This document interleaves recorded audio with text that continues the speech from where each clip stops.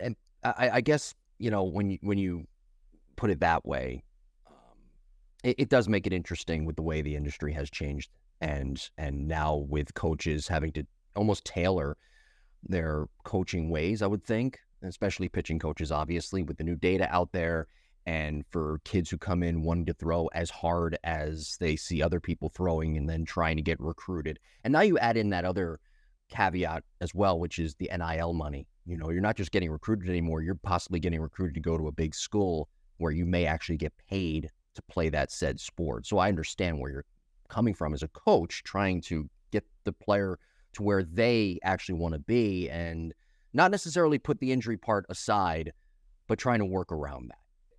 You can't beat velocity. I mean, it's not going anywhere. It changes the game from all perspectives. So no, it's never going anywhere. I mean, the NIL money in college baseball isn't what it is in a lot of these other sports, but getting the opportunity to play at a high level school or even in college is largely going to be determined on what can you showcase as your top end velocity. And then sure, a lot of people are going to then off of that look and, hey, can this kid pitch? Can he actually do all the other intangibles? But if you don't have that first metric to get you in the door, it's really hard to get eyes on you. Yeah. Yeah. It just, how many guys do you know at the college level that are pitching that are consistently dominating at 83? It just doesn't happen. You're exactly right. Now, not everybody is Paul Skeens, right, at LSU last year throwing 100, 103, 105. How do you tailor your coaching methods to someone who just doesn't have the genetics to throw 95 plus?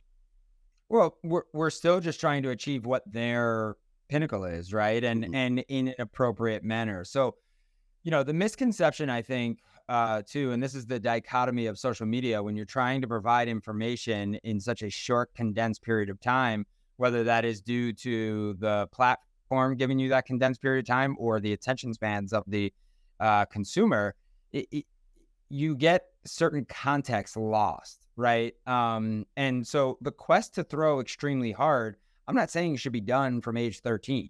I'm not saying it should be done even potentially for some guys at age 15. It's, you really have to look at how mature is this individual? How much time have they spent really understanding their own mechanics? How much time have they spent really navigating what it feels like to push themselves to a certain level?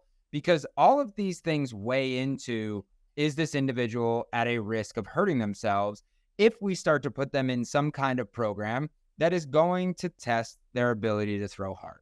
And here's the other thing I'll say to that is, you're not going to throw hard without throwing hard.